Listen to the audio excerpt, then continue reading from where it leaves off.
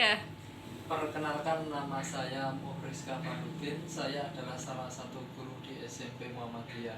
Di sini saya akan mencoba menjelaskan materi tentang bab 1 pendidikan Pancasila dan kewarganegaraan, tentang rumusan Pancasila dan penetapan Pancasila. Sebelum kita mempelajari Pancasila lebih jauh, mari kita pelajari Pancasila mulai dari rumusan terlebih dahulu.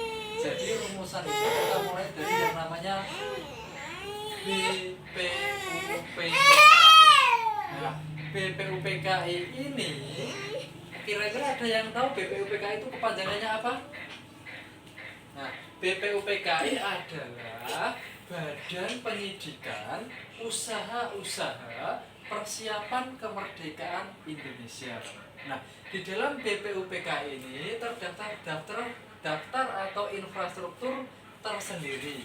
Adapun isi dari BPUPKI yang pertama adalah ketua. Nah, ketua BPUPKI adalah, ada yang tahu? Dr. Rajiman Widyo Diningrat. Nah, saya ulangi lagi. Ketua BPUPKI adalah Dr. Rajiman Widyo Diningrat. Selanjutnya, yang nomor 2 ada wakil ketua. Adapun wakil ketua bernama Suroso atau Sueroso, ya. Ditambah lagi ada salah satu orang Jepang yang bernama ITC Bangaceai. Jadi saya ulangi lagi, wakil dari BPUPKI adalah Suroso dan salah satu orang Jepang bernama ITC Bangaceai.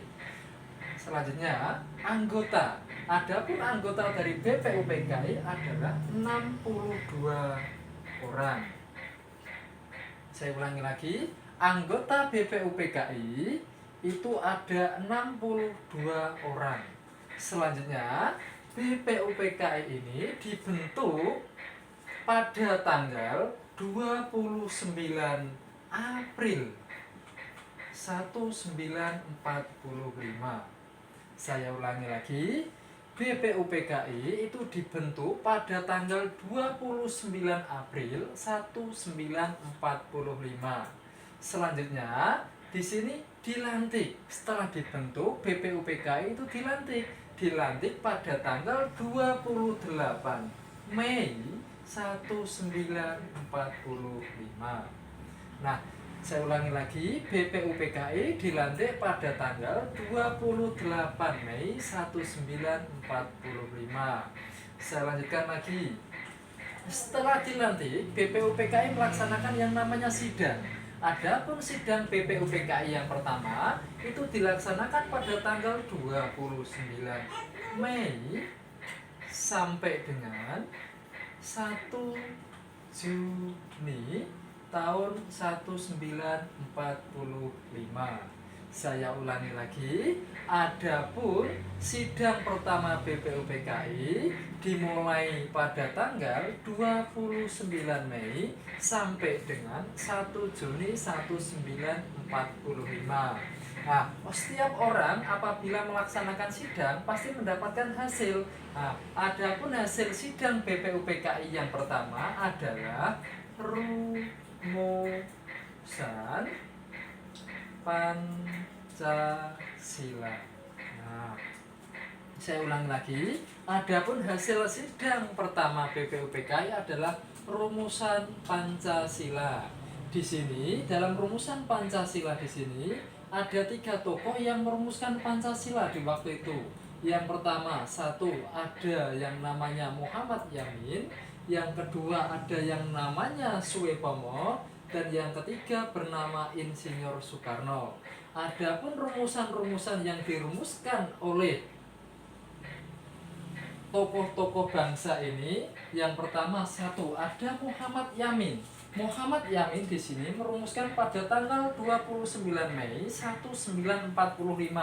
Adapun isi dari rumusan Muhammad Yamin yang pertama satu ada peri kebangsaan, yang kedua ada peri kemanusiaan, yang ketiga ada peri ketuhanan, yang keempat ada peri kerakyatan, dan yang nomor 5 adalah kesejahteraan rakyat. Selanjutnya, setelah Muhammad Yamin dilanjutkan ada salah satu tokoh yang merumuskan Pancasila, yaitu bernama Soepomo. Saya ulangi lagi, bernama Soepomo. Nah, Soepomo di sini merumuskan pada tanggal 31 Mei 1945.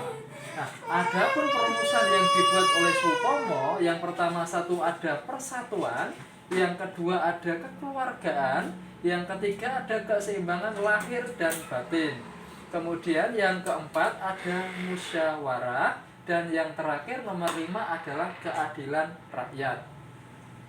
Setelah itu ada salah satu tokoh lagi yang merumuskan Pancasila bernama Insinyur Soekarno. Insinyur Soekarno itu merumuskan Pancasila pada tanggal 1 Juni 1945.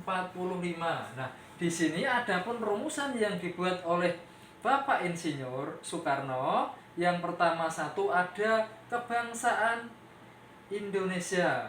Yang kedua ada internasionalisme dan peri kemanusiaan. Yang ketiga ada mufakat dan demokrasi. Yang keempat ada kesejahteraan sosial. Yang terakhir adalah ketuhanan yang Maha Esa. Kita lanjutkan lagi. Dari hasil rumusan tersebut, akhirnya ada istilah yang namanya sidang panitia 9. Adapun sidang panitia 9 ini dilaksanakan pada tanggal 22 Juni. Ulangi, 22 Juli 1945. Nah, di sini setiap sidang pasti mendapatkan hasil sama dengan di bawahnya juga. Di bawahnya orang sidang pasti mendapatkan hasil. Adapun hasil sidang dari panitia 9 adalah Piagam Jakarta. Selanjutnya kita lanjut lagi. Setelah adanya sidang Piagam Jakarta di sini, ada sidang lagi yang kedua. Sidang kedua BPUPKI dilaksanakan pada tanggal berapa? Ada yang tahu? Sidang BPUPKI yang kedua itu dilaksanakan pada tanggal 10 sampai dengan 17 Juli 1945. Nah, setiap orang apabila melaksanakan sidang pasti mendapatkan hasil sama dengan sidang kedua ini. Adapun hasil dari sidang kedua BPUPKI adalah rancangan UUD 1945. Nah, selanjutnya biasanya anak-anak, apabila ada yang namanya BPUPKI itu tidak jauh dengan yang namanya PPKI. Nah, apa sih kepanjangan dari PPKI di sini? Nah, PPKI adalah Panitia Persiapan Kemerdekaan Indonesia. Saya ulangi lagi, PPKI adalah Panitia Persiapan Kemerdekaan Indonesia. Sama, di sini ada strukturnya. Yang pertama itu ada ketua. Adapun ketua dari BPUPKI bernama Insinyur Soekarno. Selanjutnya memiliki wakil bernama Muhammad Hatta atau Mohatta. Kemudian yang ketiga ada ketua, ada wakil, pasti ada anggota sama dengan yang ada di sebelah. Nah, adapun anggota dari PPKI berjumlah 21 orang. Nah, setelah ada anggota di sini dibentuk. Adapun PPKI itu dibentuk pada tanggal 18, ulangi, dibentuk pada tanggal 9 Agustus 1945. Nah, Pada tanggal 9 Agustus 45 mengingatkan kita adanya serangan dari sekutu atau Amerika Serikat menyerang negara Jepang. Ada 2 kota di sini yang dibom atom. Yang pertama pada tanggal 6 Agustus 1945 yaitu kota Hiroshima, dan pada tanggal 9 Agustus di sini adanya serangan bom atom di kota Nagasaki. Nah, setelah itu tidak ada dilantik tapi langsung melaksanakan sidang. Adapun melaksanakan sidang PPKI yaitu pada tanggal 18 Agustus 1945. Sama dengan yang ada di sebelah. Di sebelah itu orang sidang pasti mendapatkan hasil. Di sini pun juga sama, orang sidang pasti mendapatkan hasil. Nah, di sini ada pun hasil dari sidang PPKI. Yang pertama, 1, adanya pengesahan dasar negara. Saya ulangi lagi. Hasil sidang PPKI yang pertama adalah pengesahan dasar negara dalam kurung Pancasila. Selanjutnya yang kedua adalah penetapan Undang-Undang Dasar 1945. Selanjutnya ada lagi pembentukan Komite Nasional atau yang sering disingkat dengan kata KNIP. Kemudian ada pemilihan presiden dan wakil presiden. Pemilihan presiden dan wakil presiden atau wapres ya. Wapres. Selanjutnya di sini Pancasila. Banyak orang itu mengetahui Pancasila sebagai dasar negara, tapi kebanyakan mereka itu tidak tahu apa sih pengertian dari Pancasila sebagai dasar negara. Pancasila sebagai dasar negara adalah Pancasila yang memiliki nilai pokok atau Pancasila yang memiliki nilai norma tertinggi yang dijadikan sebagai penyelenggaraan negara. Jadi apabila dalam suatu soal dalam pemahaman kedudukan Pancasila kalau ada kata penyelenggaraan negara, jawabannya adalah dasar negara. Selanjutnya yang kedua, Pancasila sebagai pandangan hidup bangsa. Pancasila sebagai pandangan hidup bangsa, pengertiannya adalah Pancasila itu dijadikan sebagai pedoman dan arah pengetahuan dalam menyelesaikan berbagai masalah, baik masalah ideologi, masalah politik, sosial, budaya, ekonomi, pertahanan, dan keamanan. Jadi Pancasila itu sangat lengkap sekali dalam mempelajari tatanan hidup di dalam kehidupan sehari-hari. Saya lanjutkan lagi, di dalam Pancasila itu ada beberapa lambang. Ya, Pancasila itu memiliki lambang yaitu burung Garuda. Di dalam burung Garuda tersebut itu ada beberapa lambang. Yang pertama ada bintang. Ya, bintang di sini ya memiliki arti ketuhanan yang Maha Esa. Saya ulangi lagi, bintang di sini memiliki arti ketuhanan yang Maha Esa. Yang kedua ada rantai.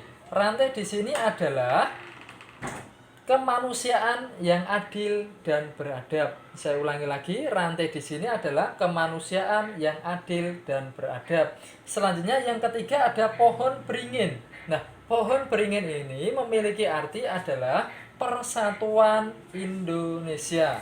Saya ulangi lagi, pohon beringin memiliki arti persatuan Indonesia. Selanjutnya ada kepala banteng. Nah, kepala banteng di sini memiliki arti kerakyatan yang dipimpin oleh hikmat kebijaksanaan dalam permusyawaratan perwakilan. Saya ulangi lagi, dalam kepala banteng di sini memiliki arti dimaksudkan di sini adalah kerakyatan yang dipimpin oleh hikmat kebijaksanaan dalam permusyawaratan perwakilan. Yang terakhir adalah padi dan kapas. Nah, padi dan kapas di sini penjelasannya adalah keadilan sosial bagi seluruh rakyat Indonesia. Saya ulangi lagi, keadilan seluruh rakyat Indonesia. Selanjutnya, di dalam lambang di sini Pancasila itu adalah lambangnya burung Garuda. Di dalam burung Garuda itu terdapat yang namanya sayap. Adapun sayap-sayap di dalam burung Garuda, yang pertama itu ada di leher. Di leher itu ada 45. Kemudian kalau di sayap itu ada 17 dan di ekor itu ada 8. Dan di pangkal ekor di situ ada 19. Jadi total keseluruhan kalau bisa diartikan di dalam Pancasila tersebut adalah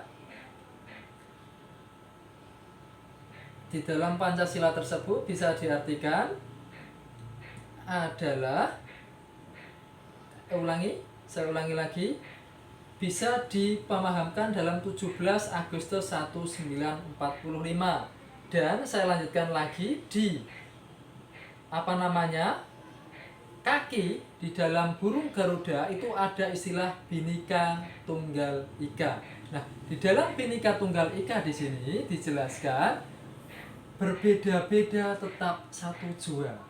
Makanya dalam istilah Jawa itu ada istilah yang namanya kembang mawar. Kembang mawar itu diartikan dalam bahasa dikasih makna oleh orang Jawa, urip iku pawarna-warna. Dalam bahasa Indonesia, urip iku, hidup itu berwarna-warni. Jadi tidak ada masalah. Yang kedua, itu ada pemahaman orang Jawa bilang kembang kenongo. Kembang kenongo itu artinya kenong ini, kenong ngono. Dalam bahasa Indonesia boleh begini ya boleh begitu. Kemudian yang ketiga ada kembang kantil. Kembang kantil itu artinya sing penting atine kantil karo Gusti Allah. Ya.